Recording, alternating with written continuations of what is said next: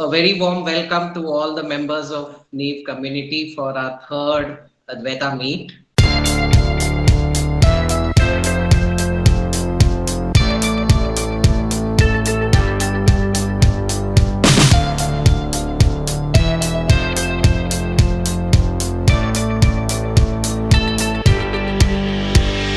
This topic is the most important topic as far as Advaita is concerned, and it's quite a complex topic. So for the first time in all the three meetings, I actually prepared for this meeting with some notes. So I think I'll start. The topic of this meeting is Akhandakara Vritti, and we were supposed to discuss what is Akhandakara Vritti, and we were supposed to share how myself and three of my students got the Akhandakara Vritti and what were the changes in their life after they got the Vritti. So I thought I should first give a account of what is Akhandakara Vritti in Advaita. Why are we discussing about it in the context of Advaita? So the first thing that we have to understand about Advaita is that the means of liberation is knowledge. This has to be very, very, very clear that the means of liberation is knowledge. And only on that basis will we understand the importance of Akhandakara Vritti and how it functions and how it ensures liberation. So there is a quote from Shankara, which he writes in his commentary to Brahma Sutra Bhashya, and it is from the verse 1.1.4. I am not going to quote the whole verse because it is going to be quite long, but in a gist, I would say what Shankara is saying in that verse is that Brahman cannot be attained through any form of action.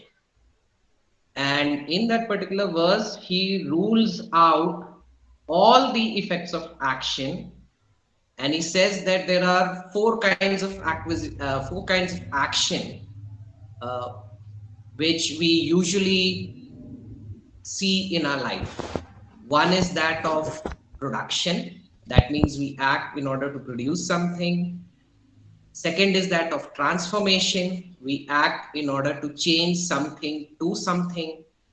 Third is in the form of acquisition, which means that we gain some kind of object that we desire. And the fourth one is purification, which means that we either remove something from an object or we add a new attribute to the object. And Shankara has categorically ruled out all four forms of action as a means of liberation. While the first three are quite easy to understand, production, transformation, and acquisition, the fourth one, which most of the seekers are stuck in, is purification, in which Shankara has actually talked about that even purification of samskaras, purification of vasanas, is not the direct means of liberation. It is only through knowledge that liberation in Advaita is attained. Now, why is that so? Because anything that can be produced, that can be transformed, that can be acquired, or that can be purified is evidently not permanent. I don't have to stress a lot here. It's quite simple logic that anything which is susceptible to these four kinds of action is not permanent. And whereas truth has to be permanent, pure, and free from all defects eternally, permanently. So, if truth is something which is ever existent, then it cannot be an action which is going to lead us to truth, because it is already existing. Action is going to produce new results, whereas truth is not a result, it's already existent all the time. So this is the basis of the entire Advaita metaphysics and epistemology and soteriology, which means the means to enlightenment. Now, the greatest truth I have already mentioned, greatest fact about truth I have already mentioned is that it has to be permanent.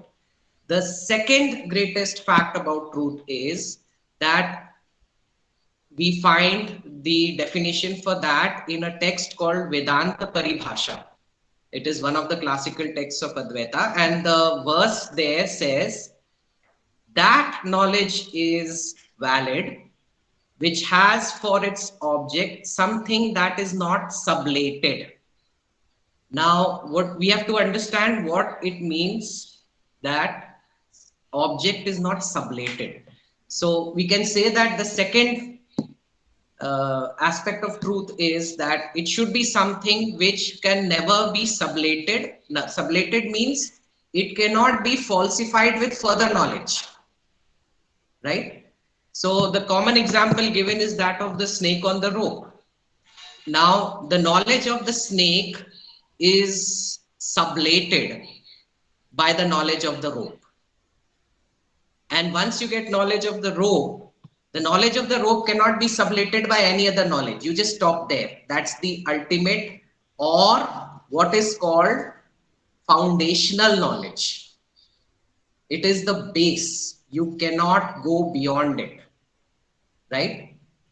Like the knowledge of the snake, you can go beyond it and get the knowledge of the rope, but you cannot get any other knowledge which is beyond that of the rope.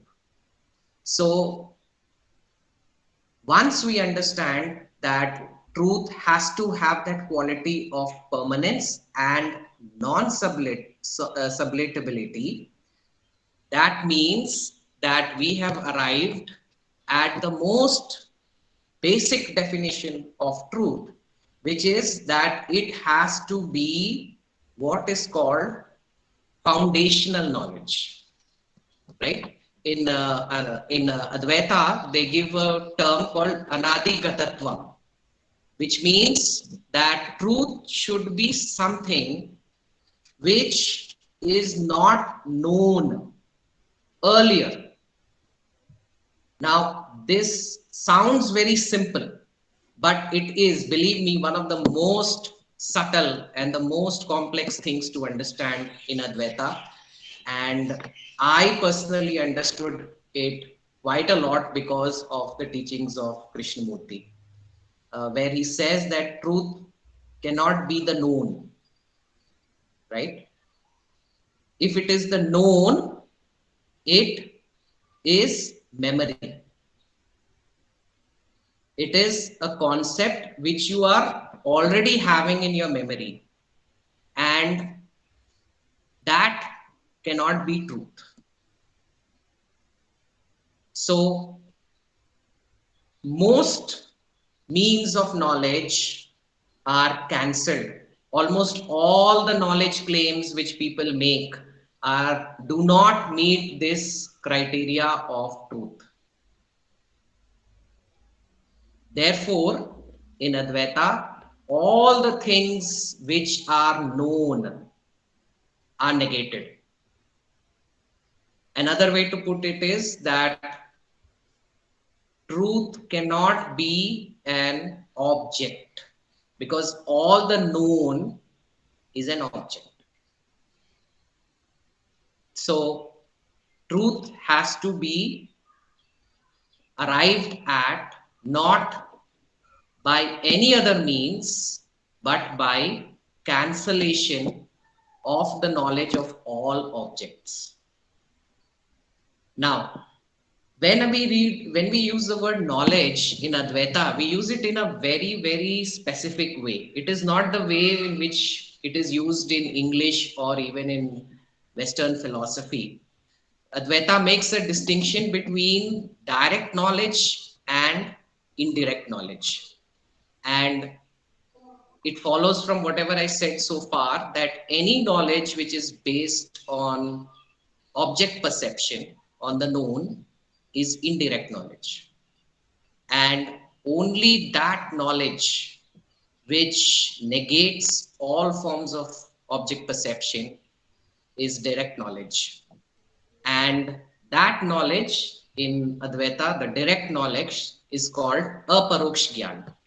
And it is distinguished from all other forms of knowledge, which are called paroksh gyan or indirect knowledge. So, in Indian philosophy, there is a lot of discussion and debate on the means of knowledge. And in generally, it is accepted that there are six means of knowledge. And those six means of knowledge are, I'm just reading out, they are perception, which means direct knowledge that you gain from your senses. The second is anuman or inference.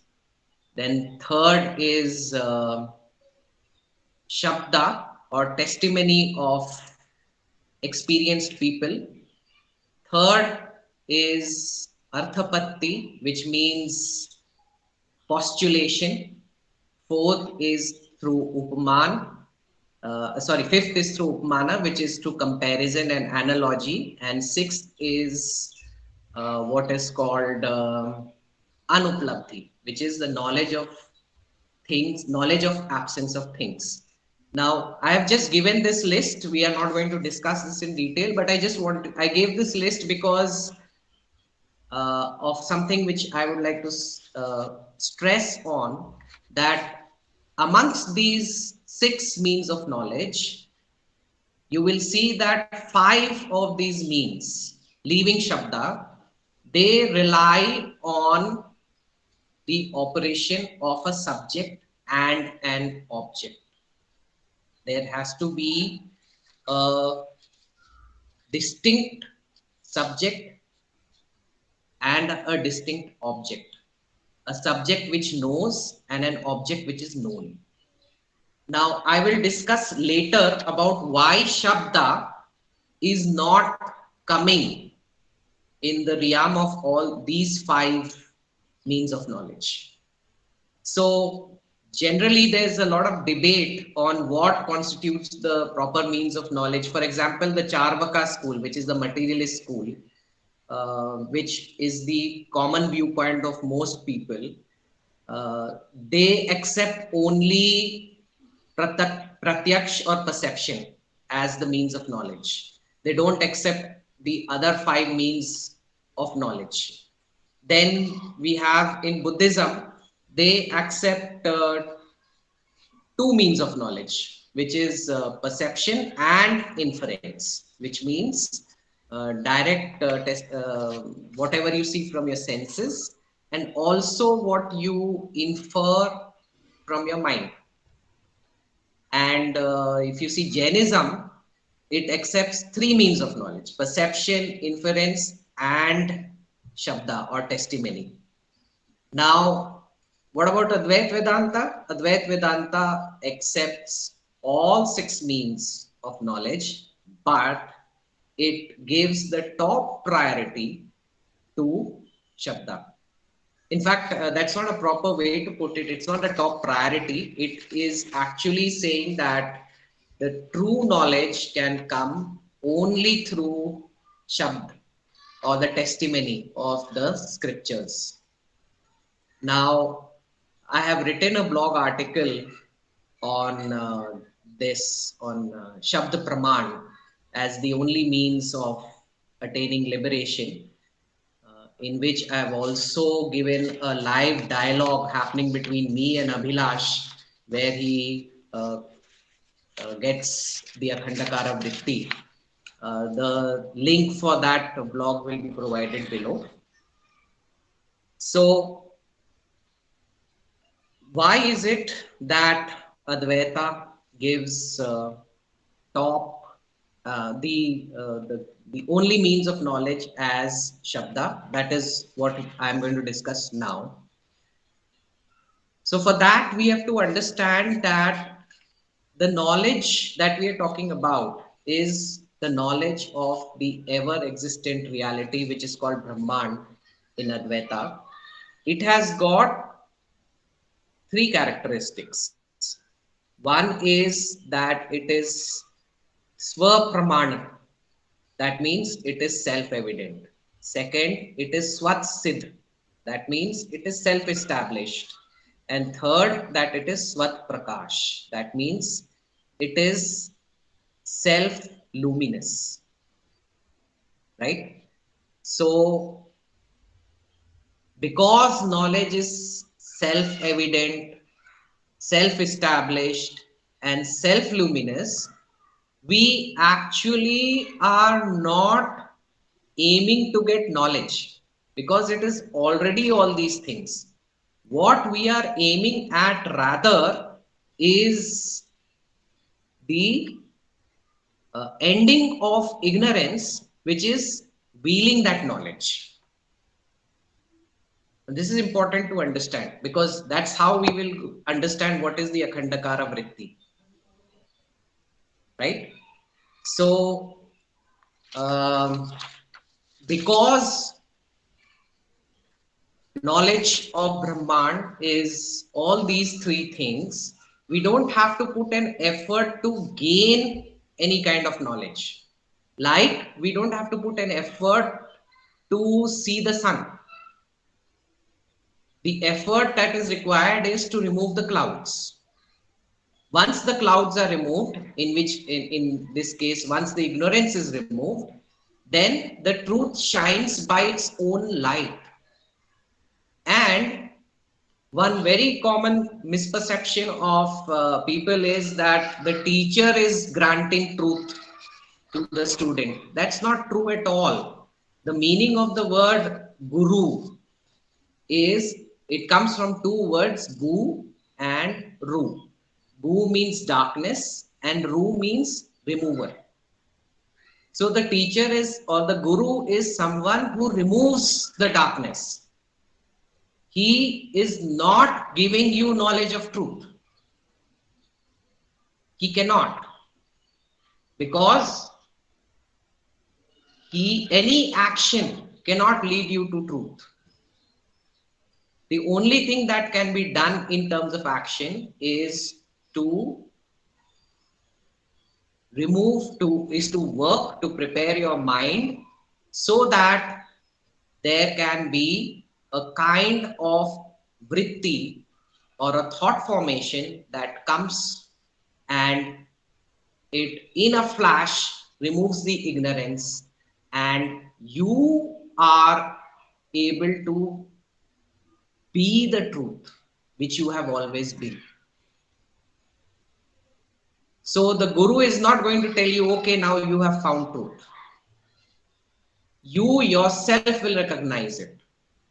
Nobody has to ask you, are you seeing the light of the sun? The very quality of light is that it is seen. So Advaita is not a question of faith. It is not something in which you have to believe on the testimony or experience of others, though we say that that is one of the means of Brahman. What it is actually saying is that through the testimony of others, ignorance will be removed and you yourself are going to certify your own experience. You will not need to ask or confirm from anyone else about the truth that you have experienced. So now, uh, having understood that the main problem in Advaita is ignorance, which is superimposed on knowledge, and that the knowledge is self-evident, we now go into how the ignorance is cancelled through the Akhandakara Vritti. So, in this, in Advaita, whenever we discuss something, we talk about basically three main sources. That is the Shrutis, the Brahma Sutra, the Smriti, and then we have the secondary sources, the classical Advaita texts, which have been written by later commentators. So what I've done today is that I have tried to find the sources for Akhandakara Vritti from the Shruti, from the Brahma Sutras, and the Smriti, which is Bhagavad Gita. So starting with the Shruti, the first mention that I have come across is in a verse which is not exactly talking about, I mean, it doesn't mention that it's talking about Akhandakara Vritti, but the kind of illustration that it gives about Brahman is perfectly, exactly how the Akhandakara Vritti appears. So the verse is from Kena Upanishad, and the verse is 4.29, and it reads as, thus is that inculcated by the illustration, that it flashes like lightning, that it appeared and vanished as the eye winketh. This is the illustration of Brahman used in the respect of Devas. So this verse basically gives an analogy of how the knowledge of Brahman appears, and it gives two analogies. One is that of the flash of lightning, and the second is that of the wink of an eye. And of course, for all those who have experienced the Akhandakara Vritti, they will understand that it exactly happens like that. It's almost like a flash of lightning, and it vanishes just as a wink of an eye. I mean, it's a matter of seconds. I don't think even seconds. And what happens after that is the permanent destruction of ignorance. We then have a more clearer mention of the vritti in Bhagavad Gita, which is the Smriti, in verse 10.10 and 10.11. We have these following verses, and it makes it very, very clear that the only means of attaining liberation in Advaita is through this Akhandakara Vritti. So the verse 10.10 says, for them who are always committed to me, seeking me with love, I give that vision, thereby they reach me. So those who are committed to truth, who are seeking it with love, they are given that vision whereby they reach me. So here Brahman is being actually personified for the sake of simplicity. Uh, and then in 10.11, so how is it describes, how is the vision given to the person, to the seeker? So that's the main verse. It says, for them alone, out of compassion, I, obtaining in the thought of their mind, destroy the delusion born of ignorance by shining the lamp of knowledge.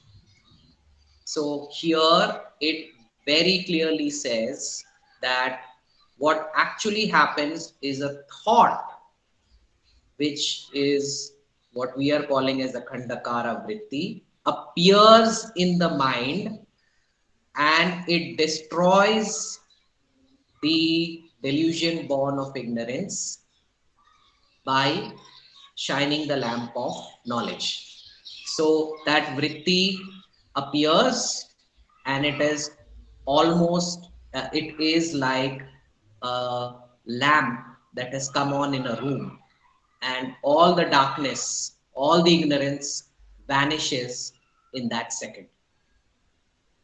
You come to know who you truly are.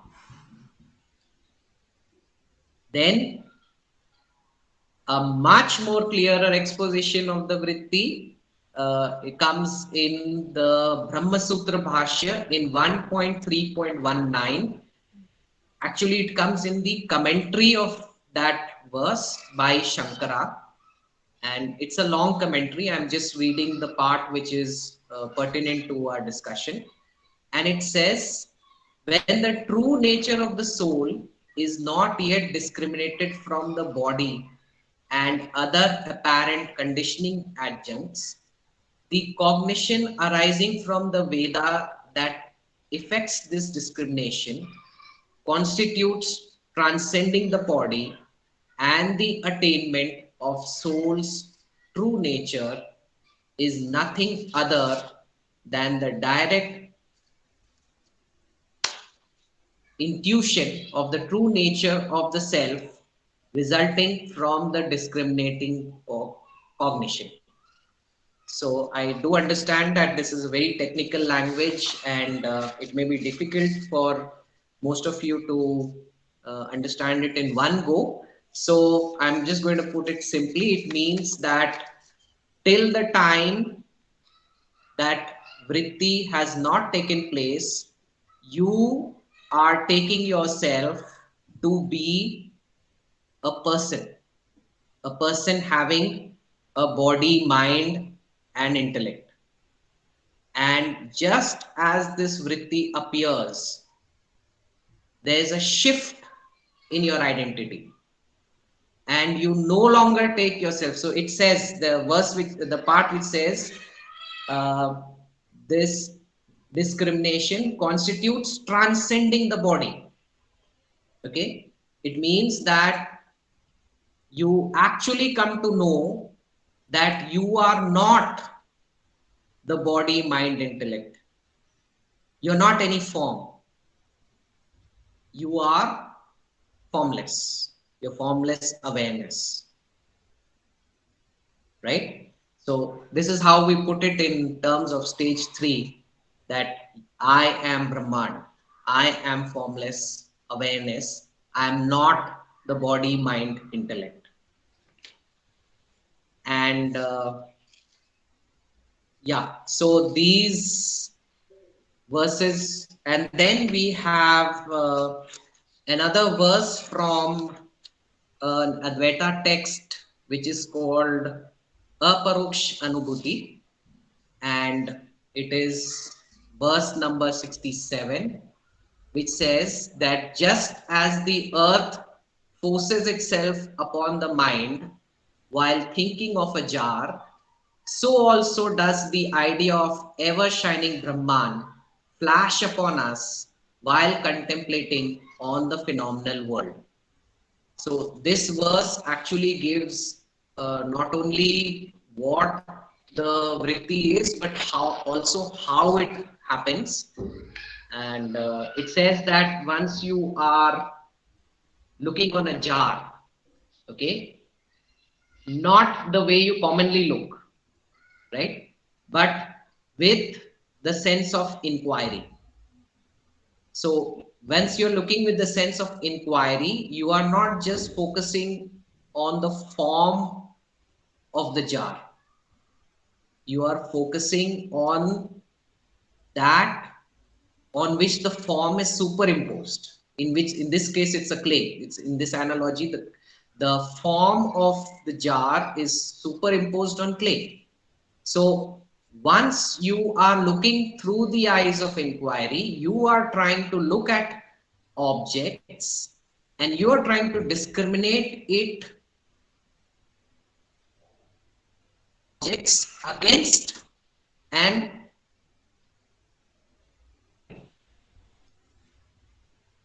So when you're in with that form of vision or inquiry, then at a certain moment, what happens? You suddenly, vritti comes and you are able to see the unchanging substratum on which the form has been superimposed, right? So having understood this much, I think I can now uh, talk about what is the exact experience of Akhandakara Vritti. Uh,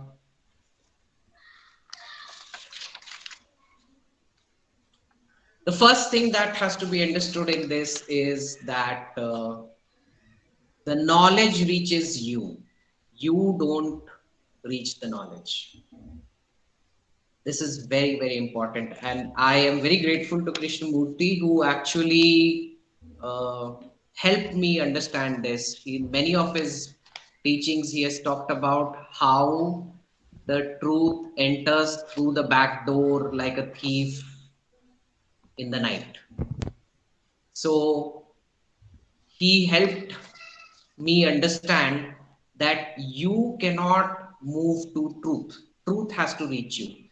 Of course, he was not able to philosophically explain it. It remained at the level of mystery and also a form of, he gave a psychological logic that which is very close to, which is exactly what Advaita gives, that anything which is known, it cannot be truth. So if you are pursuing something, it is always going to be something known. You cannot pursue the unknown. So to that extent, Krishnamurti was very, very helpful to my inquiry. But then he could not actually help me get the philosophical basis of, all right, we understand that we cannot get to the truth, but then how do we get through it? We cannot get to the truth through following the known. So how do we actually end the known? That was not very clear in his teachings. And that is where Advaita comes in and says that you can end the known by vivek, by discriminating continuously between the objects which are changing and the subject which is unchanging. And the most subtle object that needs to be discriminated is what is called ahankar or aham, or the sense of I, which appears as the thinker doer experiencer. So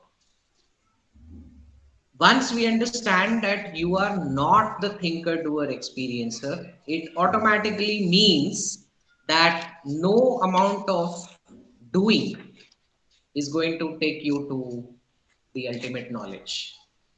And because the moment you do, you're a thinker doer experiencer. It's like you cannot catch your own shadow. The moment you turn around to catch it, it moves away from you. So what do you have to do? And Advaita answers that you have to do nothing. You have to submit yourself to the words of the scripture and the teacher. Now, this submission is not a blind submission.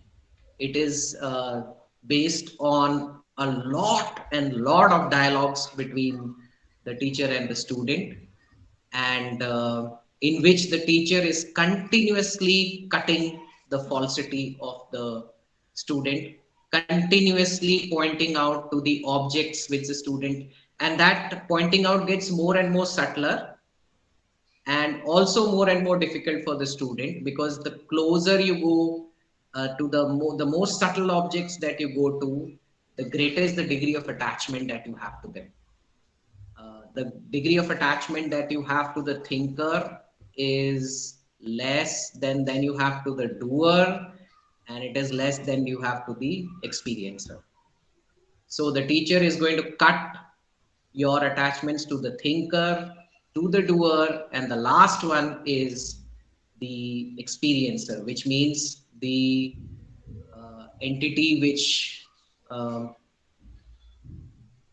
basically makes you feel that you are a person, right? So in that, the Akhandakara Vritti is a special thing, is a special thought as compared to all other thoughts. Why is it that the Akhandakara Vritti only gives you enlightenment and not the other thoughts? So if you see that all the other thoughts, they are called Vishayakara Vrittis, Vishayakara Vrittis. That means, say, let's say I say this is a pot, okay? Or you say, I know a pot. So in that thought formation, you have the subject, I, and you have an object, the pot, and both are distinct. So when the knowledge that of the pot arises in your mind, your subject or the I is not being cancelled out. It is being retained. So in all the five means of knowledge that I talked about, leaving Shabda, in all the five forms of knowledge, your subject is not being cancelled out, because there is always the knower of an object that is present. There is the knower and the known. But what happens in Shabda or the testimony through the scriptures is that when you are exposed to the teachings and when your mind is highly qualified, it has gone through the process of sadhana chatushtaya and it has come to the subtlety that is required in philosophical discrimination and dialogue, then what happens is that you have come to a point of very, very, very, very sharp intellect, and you have started understanding this whole play of objects. You have started understanding how you are getting continuously attached and identified to objects, and you have attained Vivek as well as Vairagya. That means now objects are just rising and falling for you, and you are not caught or identified in the drama. Then, when the condition is at right, this vritti, which is I am awareness, I am Brahman, it arises spontaneously. Okay, you don't repeat it like a mantra or a chant and you think you are going to get it. That's all the thinker doer experiencer. But this vritti is not coming from the thinker doer experiencer. It is just a spontaneous occurrence, and it is called Brahmakara Vritti or Akhandakara Vritti because it is Akhandakara means unbroken. Brahman is unbroken, it is partless. It doesn't have a subject object dichotomy. So there is a vritti, a thought formation, which is exactly informing about this partless reality of Brahman. So when you examine this statement, I am Brahman, examine it carefully. What do you see? I is the subject and Brahman is the object. And what do you see in the subject and object? Correspondence. It's not like I and the pot. I is different from the pot. But in this case, I and Brahman are the same. It's a non-dual thought. It's the only non-dual thought that can arise. No other thought is non-dual. This is the only non-dual thought that can arise. I am Brahman. Right? In which there is no subject-object dichotomy. So the moment this thought arises in you, as the quote from Brahma Sutra Bhashya says, at that very instant, your identity shifts from being a thinker, doer, experiencer, an embodied person, a person who is with a body, to being a person, to being formless awareness. Now, this was all which I spoke in a philosophical way, and since I know that when I was seeking, I also wanted to know the actual experience of people, of how it actually happened, what were their emotions and feelings, and the environment, so as to speak. Uh, I will just round off my talk by saying, giving a brief, very brief explanation about my experience of Akhandakara Vritti. So I have, I think my inquiry took almost, I think from, around 20 years. And in those 20 years, I never touched Advaita, except for the last 3 or 4 months, maybe 3 months.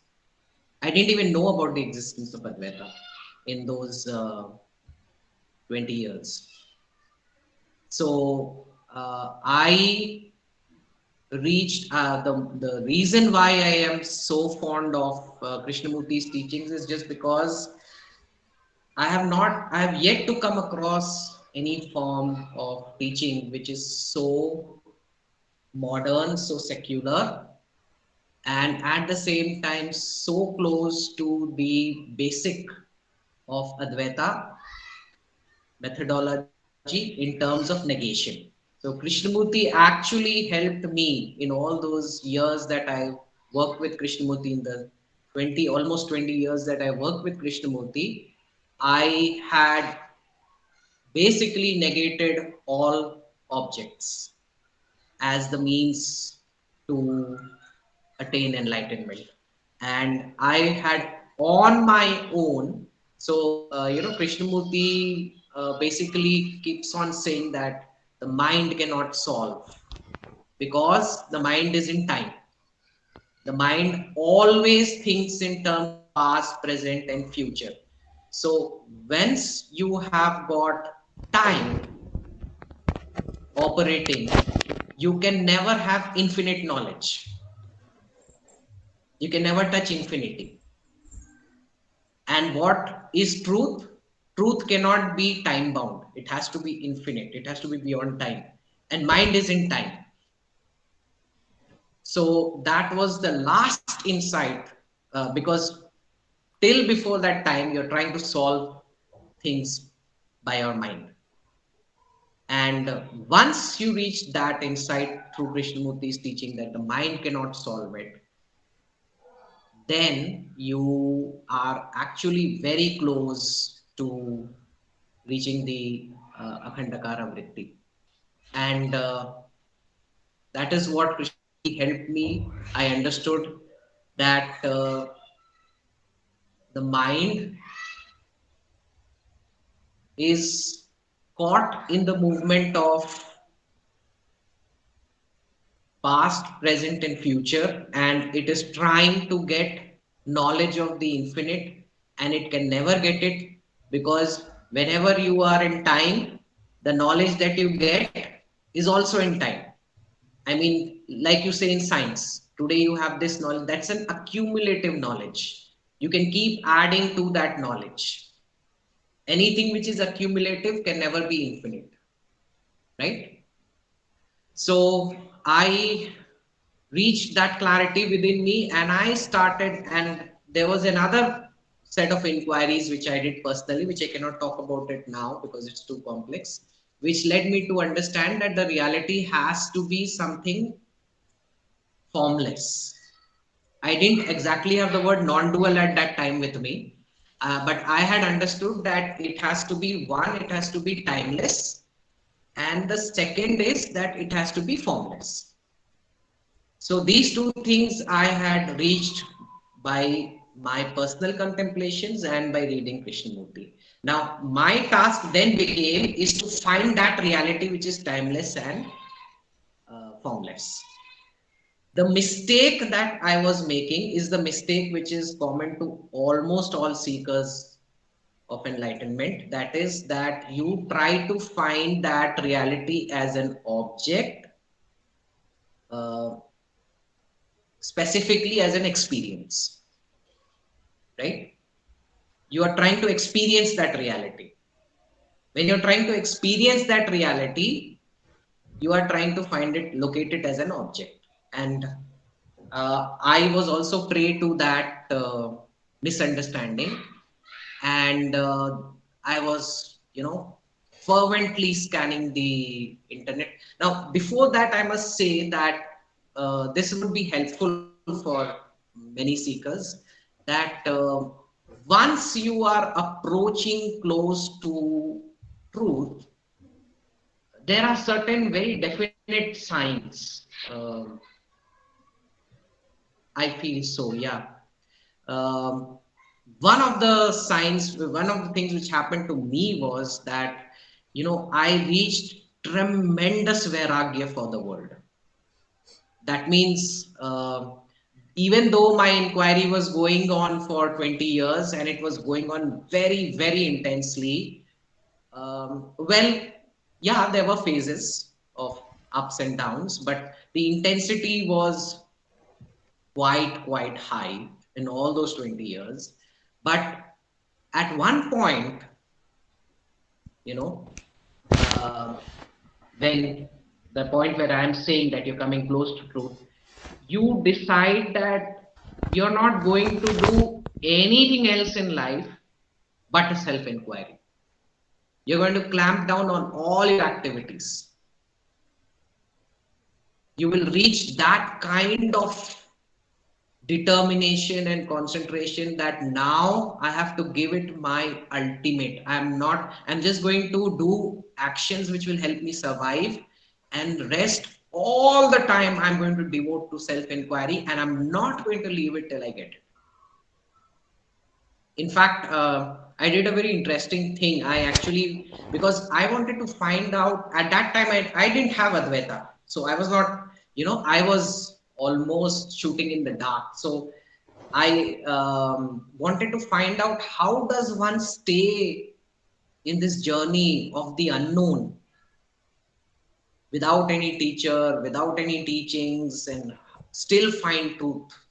So you know what I did? I had long time back studied that there was a mathematician who solved a, I don't know, 300 or 400-year mathematical problem by which was solved by Pierre Fermat. I'm not very sure, okay, of the name of the mathematician, but maybe this was his name. And the what he had actually proved that just like a square, just like we can prove that a square plus b square equals to c square, he proved that we cannot prove that a cube plus b cube equals to c cube. That means there are no numbers which can conform to this equation. He had to prove that this is not possible. And Pierre Fermat actually had solved it, and he wrote the solution in some page, and that page was lost. And after that, nobody was able to prove that theorem. So there was one scientist, one mathematician who actually proved that. after 300 to 400 years. So, that problem was somewhat similar to what I was facing in self-inquiry, because you're trying to solve something which is not any known problem. So I actually went to the internet and searched for what he used to do to solve that problem. And I read about him, and he said that he resolved that he would devote all his time and energy to that problem. So he was a professor in a university who would go just teach, just do the minimum that was required out of him, and then he would go back to his home. He would do no other activity, no watching TV, no socializing, no parties, no music, dance, nothing. He would just every single day sit with that problem. And I felt, yes, this is what I too have to do. I have to forget everything and just sit with this. And I did just that. I just used to go to school, come back, and whatever I told to my ex-wife at that, please don't disturb me. I'm not going to do anything else. I'm going to come from school and I'm just going to sit. Either I'm going to contemplate or I'm going to read, but I'm not going to do anything else. And I think I was in that state for 3 months. And that's when I actually came across the teachings of Advaita. The first statement that got me to it was a stray statement by Vivekananda. I was reading one of his books during that time, and he says, "You are God." And I said, damn it, yes, that's what I am been thinking. And then I read further, and he mentioned Advaita Vedanta. So then I instantly went to Advaita Vedanta, and there's one very, very good book, very slim book of Advaita published by Ramakrishna Mission, in which it gives a gist of Advaita. I don't remember the name of that book. I think it's The Life and Work of Shankara, if I'm not mistaken. But that was a very good book. And that one book, I didn't read the Bhagavad Gita, I didn't read the Upanishads, I didn't read Brahma Sutra, forget Brahma Sutra. So I just read that one slim book, and because I had already, negated many of the things, I could understand it. But I would still say that it did not resolve the problem of trying to find truth as an experience. It was only when I went to the internet and then I started reading articles on Advaita Vedanta, and of course, there was a whole proliferation of thoughts and on Advaita in the internet.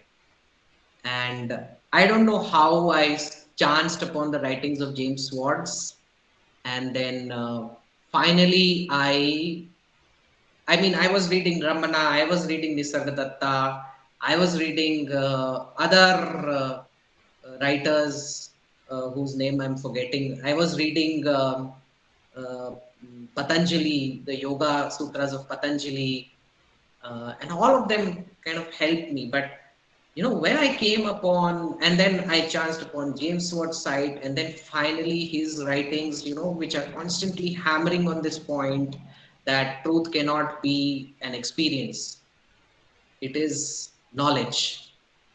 That was the point that finally I had to allow to sink in and grasp. And on the final day when the Vritti happened, uh, I remember that I had a very, very distinct feeling that, I am just near it. I'm just at the door and it's going to open. I was very sure of it. And I had an intuition, a voice in my head saying that, you have to read this article by James Swartz. It was an article on Akhandakara Vritti. I had read it earlier, right? But I felt that I have to read that again. and a very strong voice, which in the night. So I woke up in the morning and I had my breakfast and I came to my computer and I started, the aim was to go to that article, but then I just kind of, played around and read some one or two, three other articles, perhaps, just kind of preparing myself for the big one, the thunder. And then when I felt that I'm ready, I started reading that article, and that article was actually describing the Akhandakara Vritti and how it comes about. And I was reading that article line by line, and at one point my mind started moving along with the words.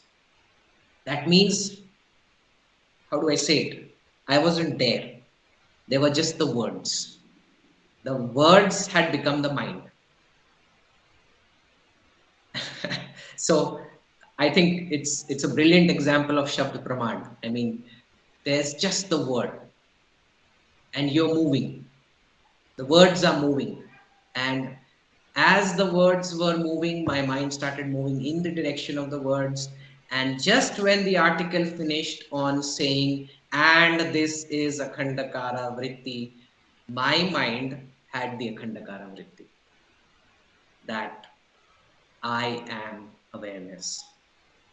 Okay, my wording was a little different than this. I wrote it down in my journal. I don't remember it today, but yeah, the long and short of it was that uh, I am awareness.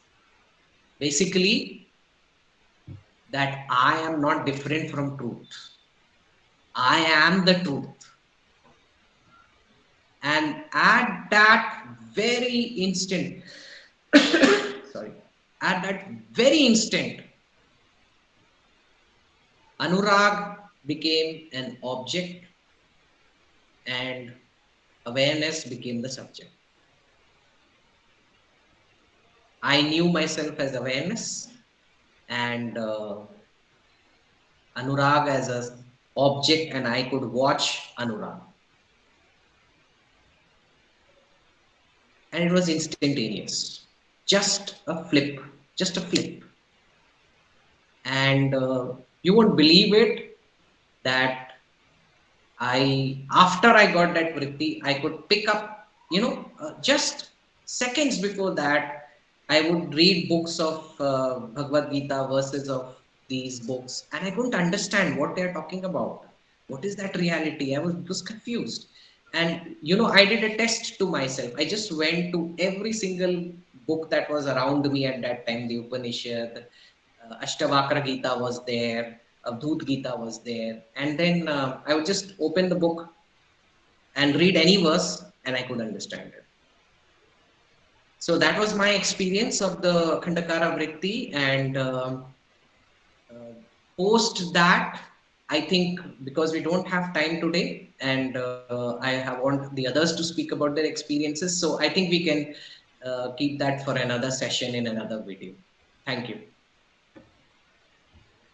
Yeah, I would now request either of either Naveen or Vivek to share their experience.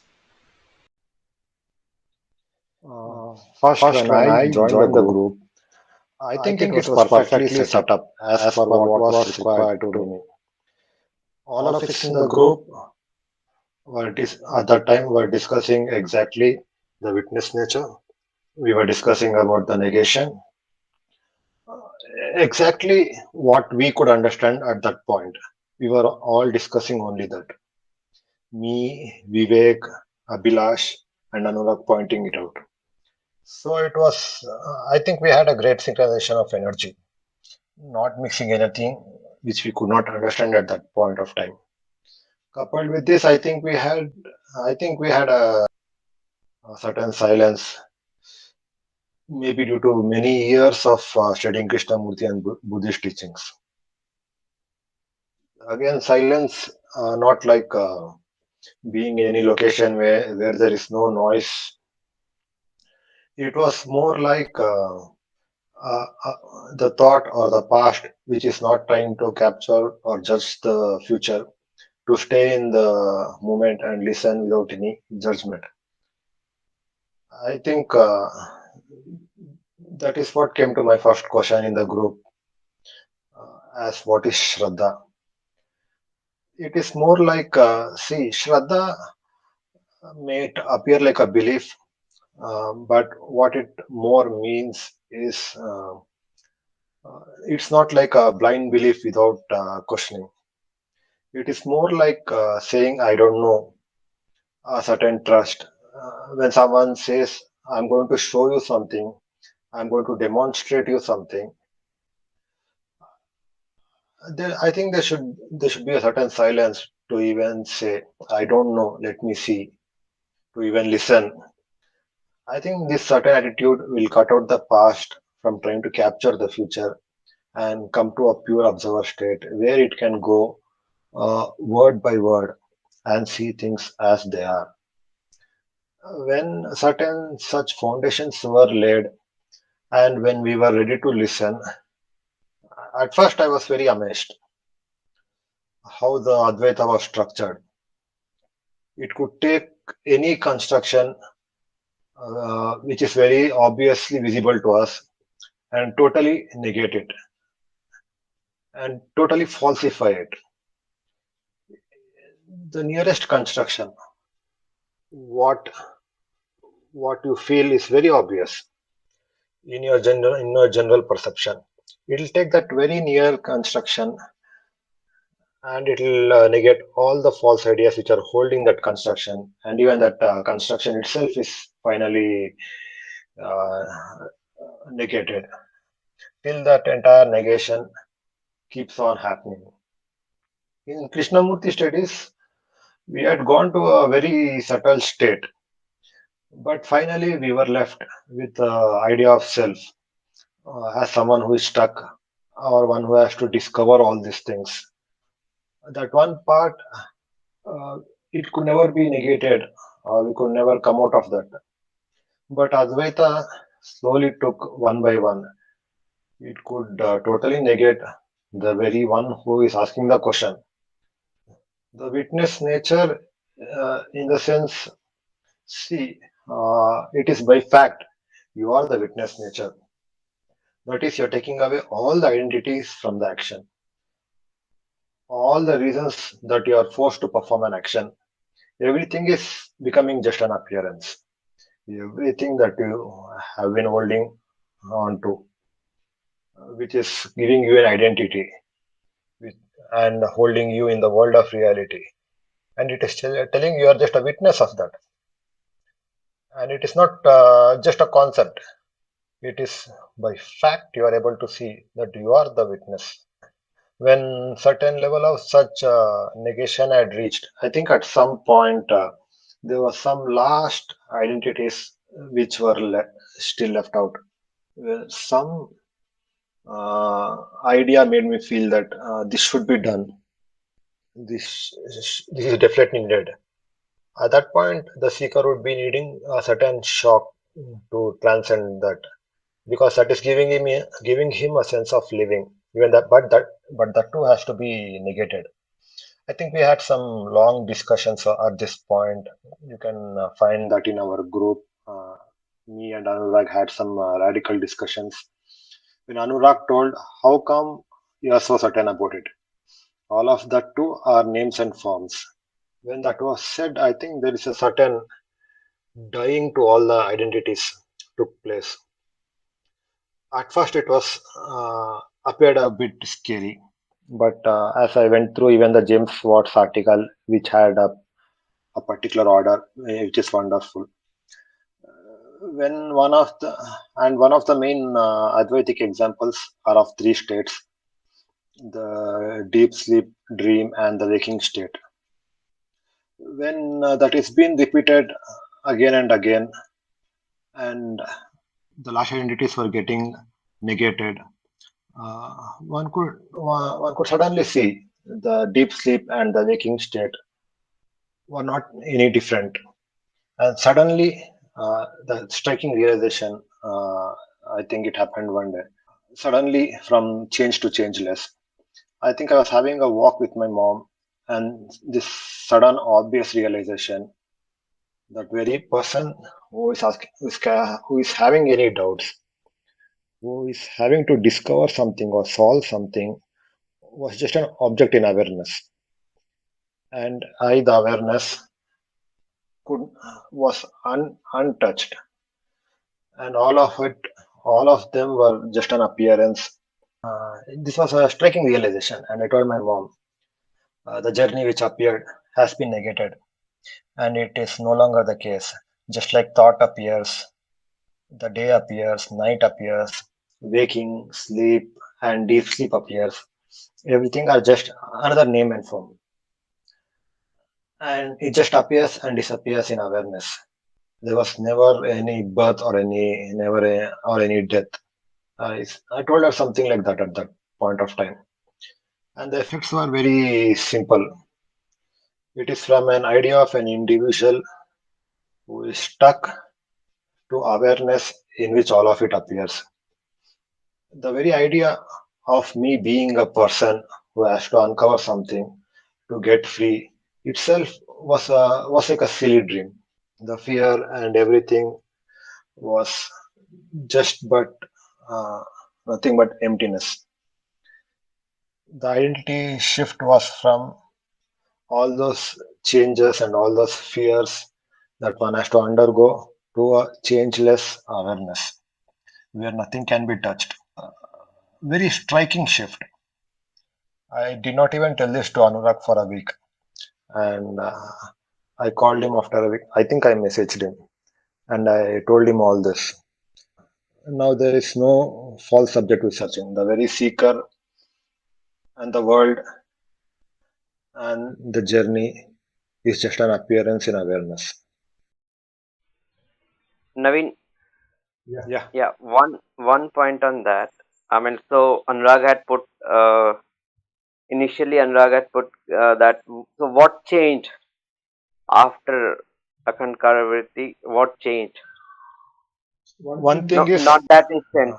Now, what is different? that's what the very fear that appears. For example, the individual and the world, and people and the relations that he has. Everything is one unfragmented reality that appears.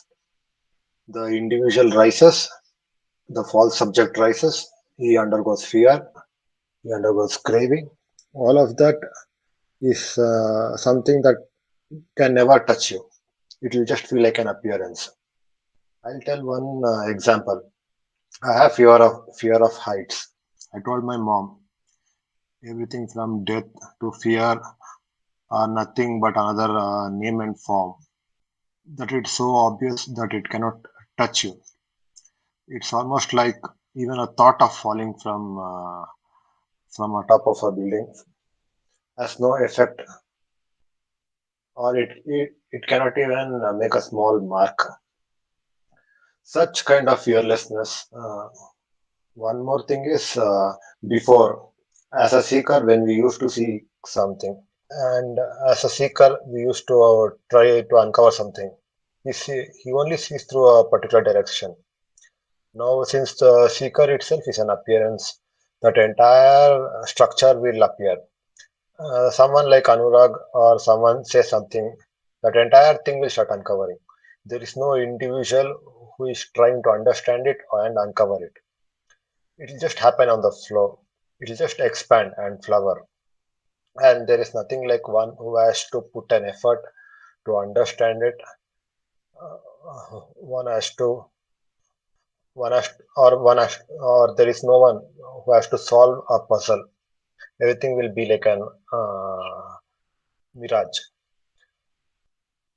The whole picture will be visible all the time, even if sometimes due to some habitual patterns and vasanas appear. Even when the vasanas are playing out, there's a certain clarity which always stays like sun. which cannot be touched. The vasanas might rise, play its part, and just flow away. It's like you are situated untouched, even at the midst of any confusion, any kind of struggle, any kind of problems that arise. There is one part, uh, like a sun or a clarity, which is always there, which never shakes, and everything like a wave that comes on the shore, it comes and just moves away. Due to some vasanas, those things will still play out, but it will never shake the identity. It's like a small part, which is trying to tell I am you.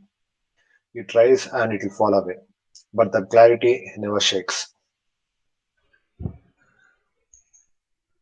Yep. Yeah, Yep. So that's the thing. But that doesn't mean that if Naveen falls from 30-floor building, he'll not cry, or he'll yeah, Yeah, yeah. he will. See, he will cry.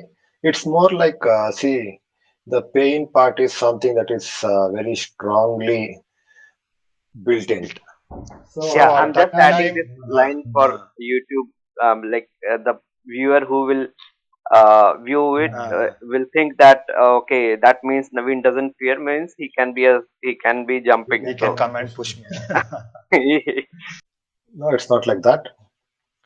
It is more like, even if that individual at that time who appears and suffers the pain, there'll be a clarity that it is all unfolding of names and forms.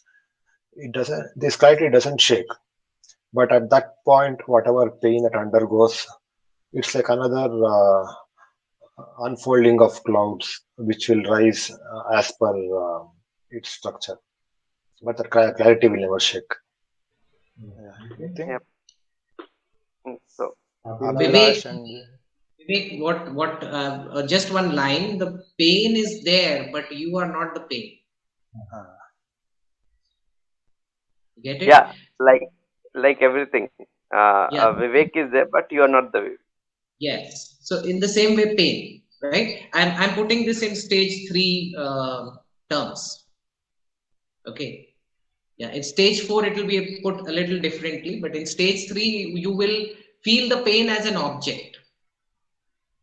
You are not going to suffer. There's a difference between pain and suffering. Pain is a sensation that arises and falls. Suffering is what when you attach yourself with that pain. When you identify Yep. with that pain, that's what is suffering, right? So, yes. So, when you don't identify with the pain is an object that arises and falls like all other objects of the universe. So I have a point. So can I come in and they can and here and we will Yeah. explain. Yeah, yeah, sure, So sure, I'm Yeah, Abhay. yeah, tell, tell tell us. us. first of all happy new year to all of you. Uh, so I have a point here. So we were discussing this thing. So I just wanted to jump in. So you were talking about pain, right? So uh, you guys have said like after attaining Akhanda Vritti, you will not associate yourself with pain. So that's what I understood. Yeah, And but even after I have not attained any Akhanda Vritti or anything. But in my case, recently, I am a very avid cricket follower, and I play cricket as well. So with the real cricket ball and everything. So, in that sense, I got hurt many a times. Like I have a damaged finger and everything. So I have felt pain during that moment, but after 5 or 10 minutes, even at that time also, I enjoyed the pain because I like playing cricket so much. So without attaining even Akhanda Vritti, I can have that what you can say feeling or dissociation with the pain and enjoying the cricket. So that's a different point of view. Just wanted to point out. yeah, sure. Yeah, I mean, that is also a practice of many, like since I'm a Jain, I don't consider myself anything like that now. But in Jainism, there's a big practice of, getting yourself used to all the pain, to the body. So we are not talking about getting used to pain actually, or enjoying the pain, or detaching from the pain. It's not exactly that what we are saying. We're saying that there is a kind of an understanding, simply an understanding by which you can see the pain as an object like all other objects. So we are not just taking pain to be a special object amongst all other objects, right? I think it's more like there is no one to either avoid that pain or Yes. suffer that pain. It is just Yeah. No one something to that avoid. unfolds. There's no one to feel, to indulge in that pain also, and there's no one to feel the pleasure in that pain also. Yeah. Yes, Anurag. Yeah. Vivek, would you like to share your experience now? Yeah. So, Anand, do you have any more question, or can I? I think we should. Is Abhilash there? Yeah. That's why I'm on. Okay. So I think Vivek, you can share your experience because we are nearing the time of the end of the meet. So I think, Yeah. So, yeah. yeah. So, like I told before, also the way Anurag is an artist. So the way he explains the thing, you will be like mesmerized by his words and everything. And but I mean, the more we can. When I was reading Krishnamurti, it will be dry from my side. So when I was reading Krishnamurti, so when he says that the one who is searching will not get it. Okay. So the one who is searching will not get it. So that's like dead end for me. I mean, like I was totally confused. Ki, how come? I mean, then who will get it? If the one who is searching will not get it, then who will get it? Then Anurag said, "Ki okay, I think you must go into Advaita." And but there was, I mean, the word he used, Shraddha, and Naveen beautifully explained that it is not the belief part. It's different. It's the kind of scientific thing. Like scientist, when scientist tries to do some experiments, so he have uh, he knows that gravity will work. Same way, he'll have a trust on that. Ki, okay, if gravity is working, then let's do the other experiment. So that might work or that might not work. But let's have a trust that there is something which needs to be looked into. So that kind of that's not a belief actually. That's not a blind belief of faith or something like that. That's different approach completely. So with Anurag's help, started understanding this part, but still I was like half. I used to always question Anurag. Ki, okay, how do you trust this part? And lots of question I used to do. I don't know. I mean, like Anurag has written all those questions or not, because it might be repeating questions. Uh, used to keep asking. He used to say, "I explained you the same thing. I'll put again I'll put the same question in another words," because for me that question was not getting answered. So same way, me and Anurag was having a lot of discussion. Ki, then what is the difference between the person who is seeking and what is the difference between the person who is not seeking? Because my father is not seeking, and you are saying the same thing to me. Ki, the one uh, who is searching will not get it. So that was quite different part where Krishnamurti helps actually, but he'll leave you there. But after that, when negation happens, because I was also reading Buddha, so somehow I wanted to reach to death. Ki who is there, or who is who? I mean, writing this the death, life, all those things. So it was like completely loop kind of stuff. There is no way you can come out, and when you read such things, then it's a deadlock for you. So when I was, I mean, like that only, I was following Sir Priyananda also. I was trying to understand what he's trying to say. So one of the day he was telling a story, which is very common story to all of us. We would have heard like 10 people going from village to fair, and they supposed to cross a river. And after crossing a river, they were crying because 10th one was not there. So that when that story ends, and a elder person who says that 10th one is you. So I mean, same way, when the way Naveen, it happened to Naveen and it happened to Anurag. When it says the 10th one is you, so the you was pointing to me, and from that onwards, Vivek became secondary, and the self became the first one, the subject-object part. That's why whenever my friends ask, then what did you understand? What did you get out of it? So I say the same thing. I know that I'm not Vivek. I'm not only Vivek, but yeah, I'm Vivek right now. So subject and object, or you can say, or the perspective, you can say, that became different. And what changed? The way Naveen was explaining, the way his life goes on is different. The plane where he is and the plane where this thought appears and goes away is different. That part, that even in this right now, marriage was happening in my house, and it was two marriages together. So like my wife was saying, ki, why are you so much worried, and why you were, because I was involved in multiple stuff.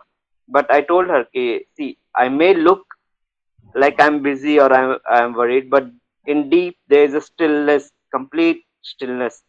It's not moving at all, no, not a needle also. But yeah, on the front, I may be looking at like I'm shouting on somebody, or I'm doing something which is more intense and all. But inside it was a deep, uh, mm, by deep I mean deep silence, or we can say deep stillness is the better word. Yep, that's all. Over to Abhilash. So I have one more question to Vivek only. Yeah, So I just wanted to know, like in that case, we are again living this dualistic kind of life, right? yeah, that's what On there the is. on the we have one mask for the society and one mask for that is not mask. I would say just a mask, just to show the society like we are functioning as a social animal or social. Uh, we are showing the appropriate behavior. That's it, right? No, actually, there is no. I mean, if you see in a crowd, then you will not be able to find out uh, who is on what stage. I mean, like you'll the difference between a common man and the person who knows the truth is. I mean, you cannot find out until you talk to him, because they both will look alike. They both will be doing the same thing, but inside what is happening, that you can find out by talking to him. Otherwise you'll not never be able to find key. If you see, I mean, you stay nearby Anurag, you would have seen many times Anurag, but you cannot identify whether or what stage he is. We'll talk to this Anand, because right now they need to leave Neeve. Yeah, yeah, I sure. think, Yeah, yeah, yeah. let Abhilash continue. Yeah, Abhilash. Hey, thank you, Vivek. Can you guys hear me? Yeah, Yeah, okay. Yeah, so Hi, like Abhilash. what Vivek was saying, hey, Anurag, bye. Uh, I'm Yeah, actually on bed, so not I turning hope on my you're. camera. Yeah, I'm feeling a lot better now. I think it's a second. I'm actually asked to go on self quarantine. I think got COVID for the second time. Might have to get tested tomorrow. So, but I'm fine now. Okay, I'm okay. recovering. Yeah. Sure. Okay, All so the best. yeah, thank you. And yeah, so I mean, this session, I would say, out of all the sessions, was very precise and much concentrated, right? When Anurag Bhai said he prepared for it, uh, everything he spoke about was very, very clear, I would say, at least for those who have the Advaita background, who have done the basics of Advaita. This session was on Akhandakara Vritti was very, very clear. So thank you for that, Anurag Bhai.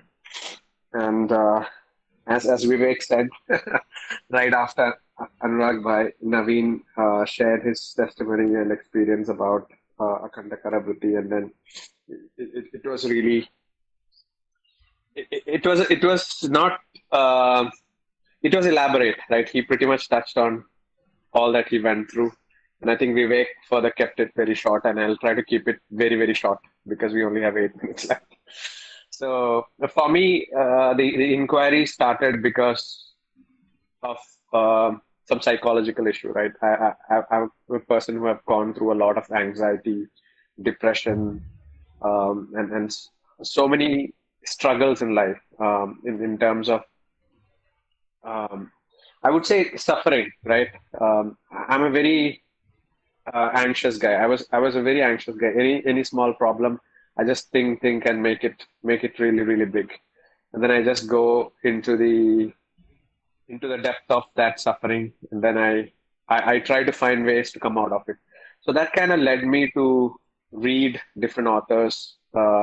Well, I've not read Krishnamurti avidly, but I've listened to a lot of his videos. I've listened to Sarvapriyananda, Nisargadatta.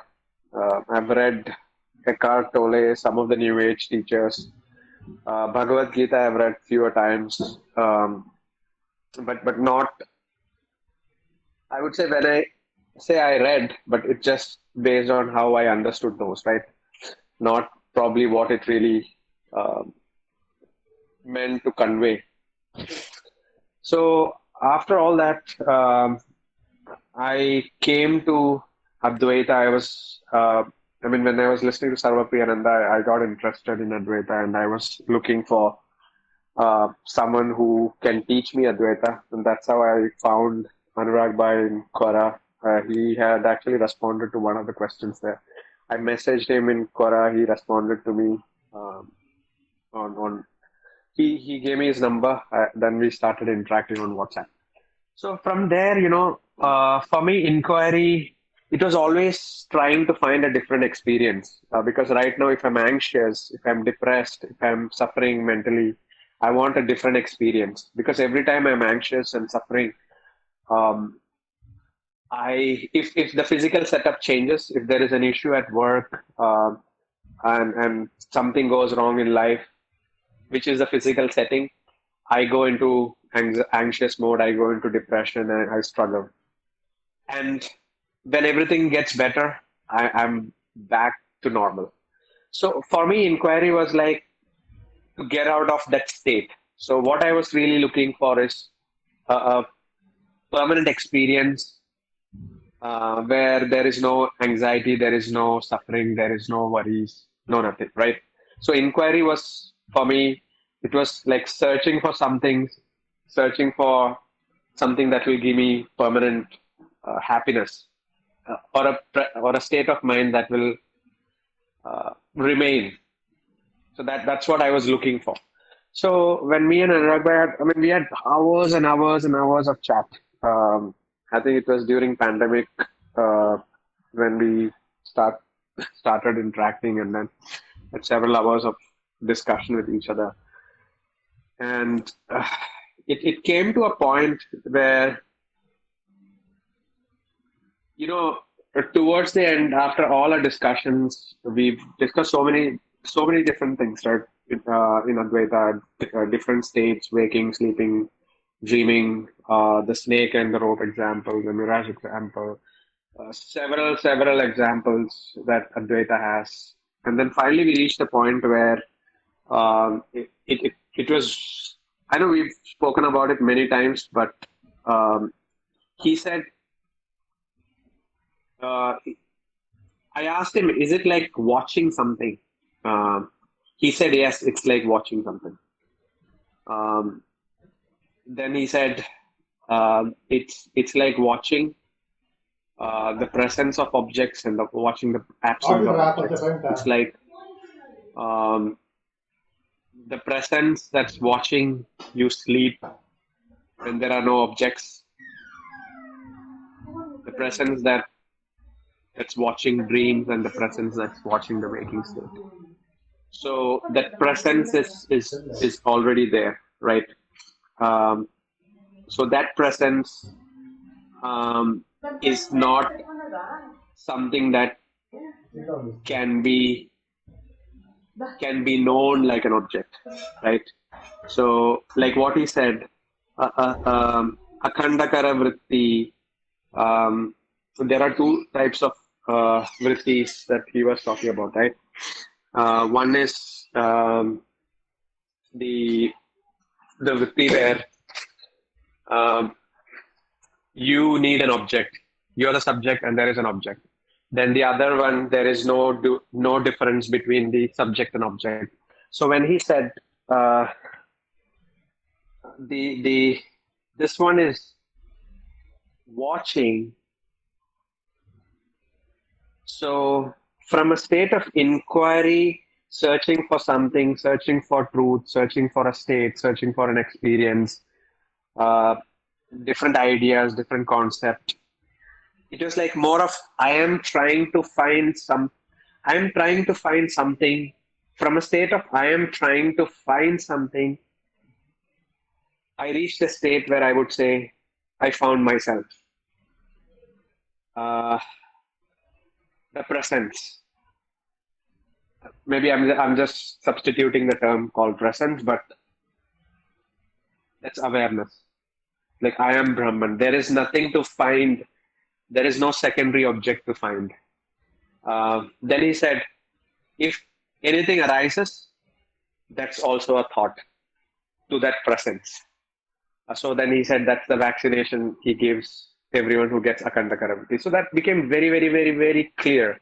You know, until then it was so much of wrestling to find what the stuff is, to find what this truth is, because I was looking for a secondary object. Even when and before getting Akhandakara Vritti, I was trying to, still it was operating in duality, where I was trying to find something, versus when the Akhandakara Vritti was attained, I would say I found myself.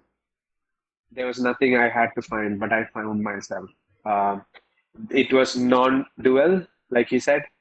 There is no subject-object duality. That was a state. And again, that doesn't mean that there is, like what Vivek said, well, I'm actually exposed to a lot, tremendous Rajasic setup in a corporate world, probably much more stressful and intense than what Vivek and Naveen are going through. So I get pulled into a lot of Rajasic interactions. So Anurag Bhai always tells me remembrance is the only way through it. So I'll have to endure, like in the Rocky movie, the hero endures punches and all that. So I just have to take it. But again, this is very, very clear. You know, until that point, I was wrestling to find what it is to get to an experience. But after that, I would say I am that presence. I am awareness. So there is no secondary. So everything that appears and disappears. Well, there is no two. So everything that appears and disappears is also awareness. I know we've had the discussion about stage 4, but I'm very much convinced that stage 4 is still there. That's all. Thank you. Yeah, thank you. Thank you so much, Abhilash. I'm really grateful that you were able to join us despite all that you're going through, the possible COVID attack, and I'm sure you will go through it like you went with the first one also, right? And my best wishes to you and your family. Thank you, man. So I think we have reached the end. It's 6:30. I would not like to end it just like this. Maybe, if any one of you has a question which is pertinent to Akhandakara Vritti, to the discussion that we had today, maybe we can just end with one question from our listeners, any one of you. If there is a question from anyone. Can I ask a question for the sake of, I know, I know you started off with this, if you may allow. Yeah, please ask the question. Yeah, I think this will also benefit other seekers who have not really got a grasp of Akhandakara Vritti. You said truth cannot be known, right? Yes. Truth cannot be known. Yeah. But knowledge is the only way to it. Yeah. Right? So when we say knowledge is something that is known. Then how do you relate? How does it fit together when we say this is something that cannot be known, but knowledge is the only way to do it? Yeah. So that's a very brilliant question, Abhilash, and thank you for raising it. It's also very technical to answer, but just a second, I'll just switch on my, So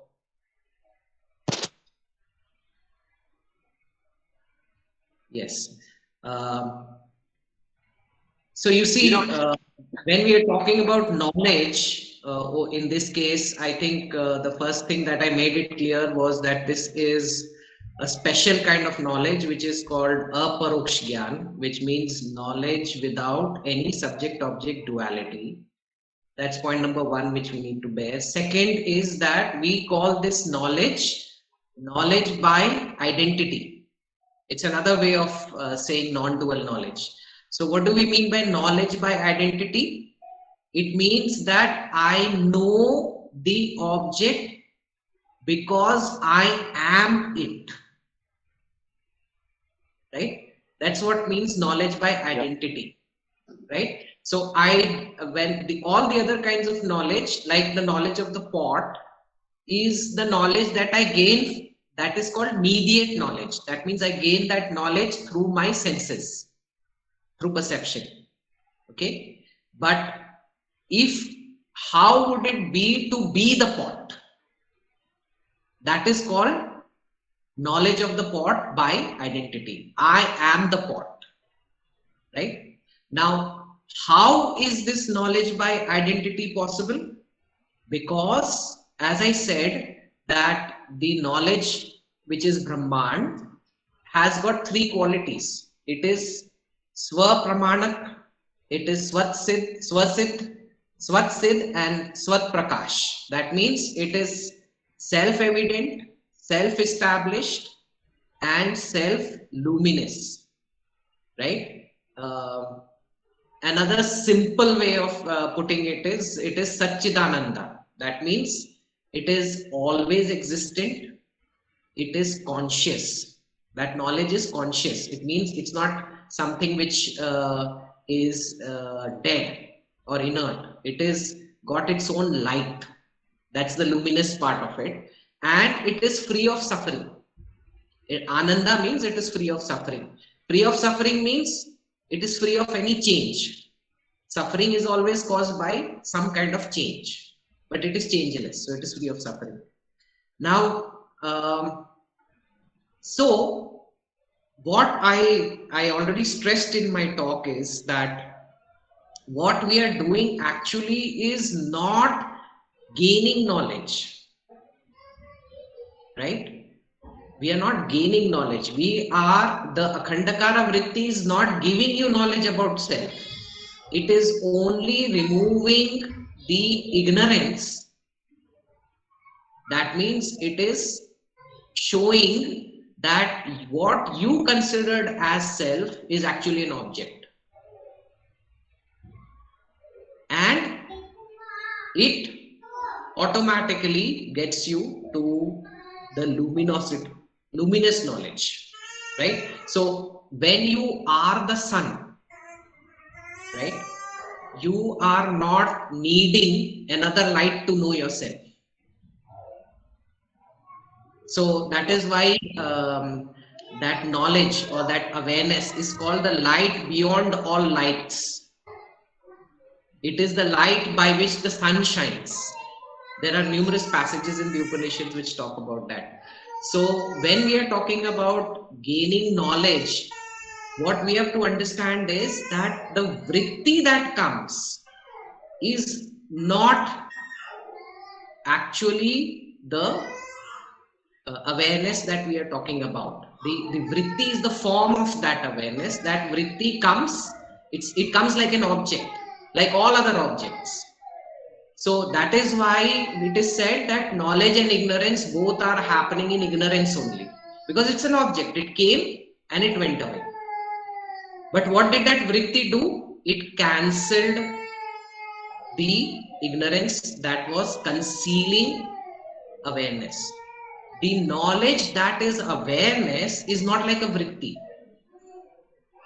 So we must distinguish between these two knowledge. One is the vritti knowledge, which cancels the ignorance, and one is knowledge itself, which is awareness. Now that presence, as you told yourself, is a continuous knowledge.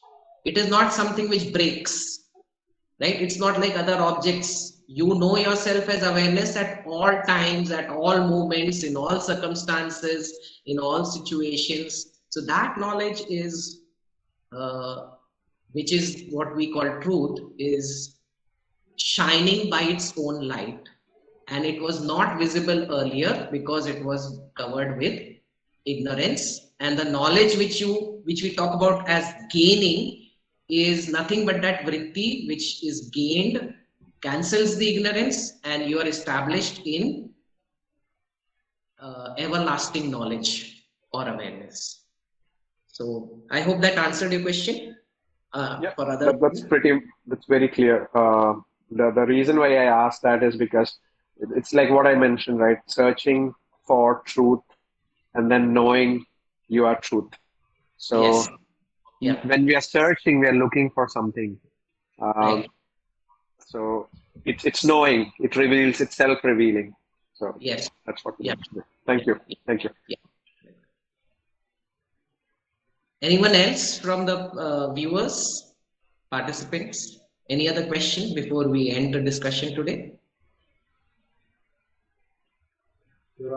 I think Anand has, I have just one more point to make, just to make the point. Like when we translate the Sanskrit verses in English, basically, we find certain lack of words, I think. So in that sense, sometimes meaning get corrupted when we convert it into English, try to convert it in English.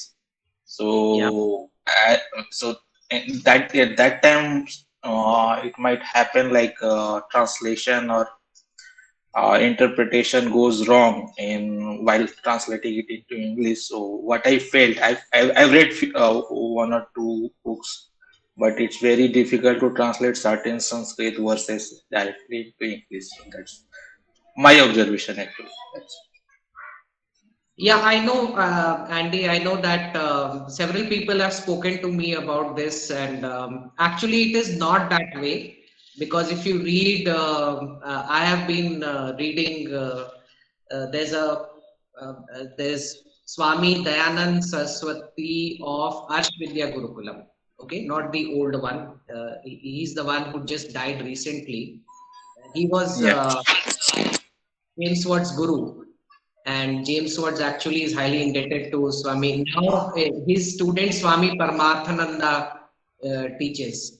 So if you see his book, his translations are absolutely perfect. In fact, though I do have knowledge of some Sanskrit words, but I never bothered about this whole um, you know issue of language, because basically you are not relying uh, on translation of words. You are relying on the basic logic of it. Okay, and ultimately all language is an object to awareness. So there's no elevating one language over the other. You can teach Advaita in any language. You can teach it in French, you can teach in Italian, German, any language you can teach it. Not that Sanskrit is the only privileged language in that way. In fact, I don't even tend to use the traditional words. Um, because that gives a sense to people that you should be very erudite and knowing. As I already said that, I got my Akhandakara Vritti even before reading Upanishads and Brahma Sutra and Bhagavad Gita. I got it just by reading one simple book of Advaita and some writings of James Watts. One thought on this, Anurag, just one question. See, for example, we read any book or any scripture or any, just take a scientist book. What you can directly see in that is yours. Otherwise, it's wrongly translated. It might not matter. What do you? More than the translation, what matters is the viewpoint from which it is being translated. Right? That is a very big issue, because you have got 6 schools of Vedanta itself. Advaita Vedanta is considered to be one of the 6 schools. They have got Bhed, then you have got I even forget the names. I was planning to do an article on it, but you see, but of course the 3 basic schools like Dvaita Vedanta by Madhavacharya, and then you have got Vishishta Dvaita by Ramanujacharya. All are basing themselves on the same text, on the 3 canons, that is Brahma Sutra, Upanishads and Gita. All 3 are commenting on this, but the viewpoint is different. It is not non-dual viewpoint. So more than the translation, the problem is the viewpoint which is being taken into consideration. Because you can get the words correct, but you can infer a different meaning of those words. That's a bigger issue. Okay, Andy, actually, I muted you due to some noise. Anything else you wanted to ask? No, thank you. That's it. I think I have disturbed so much. You guys miss for the first time itself. I just little. I mean, I'm very much new into this thing, so sorry for that if I have asked any incorrect question to you guys. No question is incorrect. The answers can be incorrect. Yeah, I mean, I am very. I actually I have interacted with Vivek, and Vivek has given some idea about these things, and I'm also inclined to some Sanatan books and those things. So that's why I thought of joining this for the first time. Let's see, how it goes. Yeah, I'm glad that you joined us. Thanks for the knowledge. It was really great to hear you guys, especially Anurag. Thank you. Yeah. One thing I would like to say is actually I listened to Advaita long back, even before Krishnamurti through Sarvai Priyananda. I thought they're just having some concepts and they're just telling. I didn't even get a word of it. I think only after a lot of inquiry through Buddhist teachings and Krishnamurti and then coming to Anurag, then step by step he showed. Now, if I see the same video with Sarvapriyananda I had told many years back, it's becoming it'll appear very obvious. So I think it's just the steps in which we have to. Yes, Anurag. So, any more questions from the participants before we bring the meeting to a close?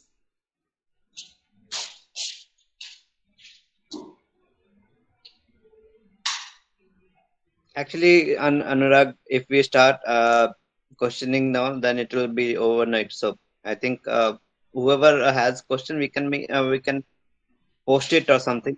We can continue it.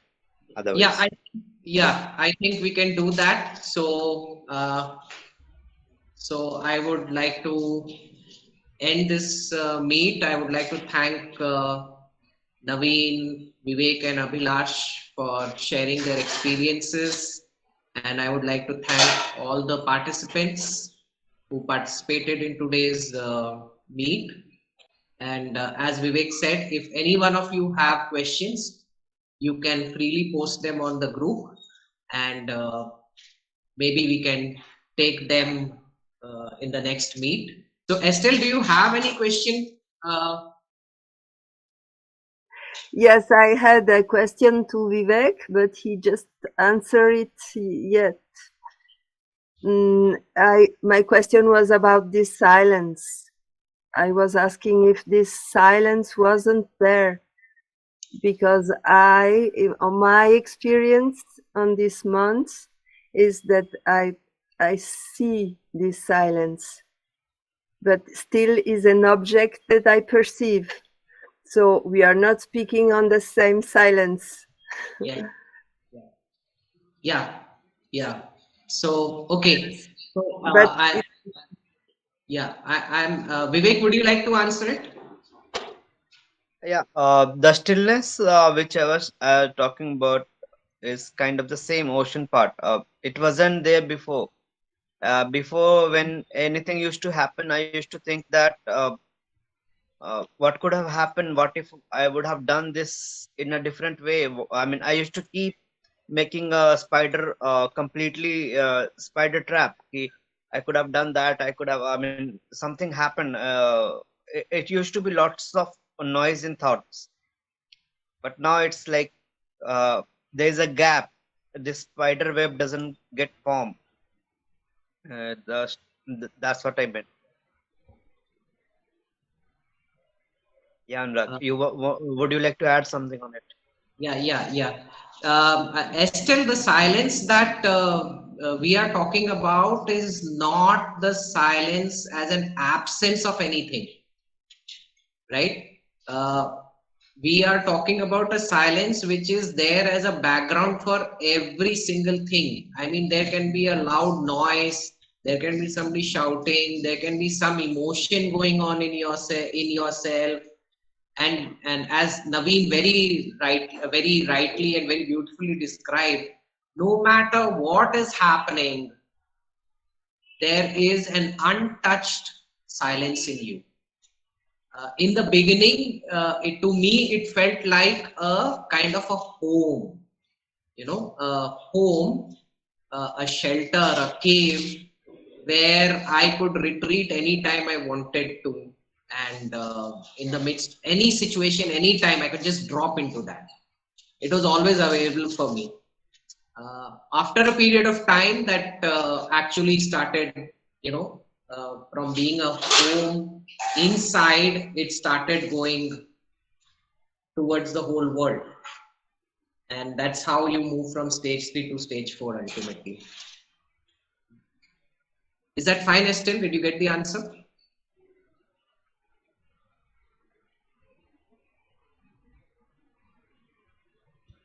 yes, thank you. Okay.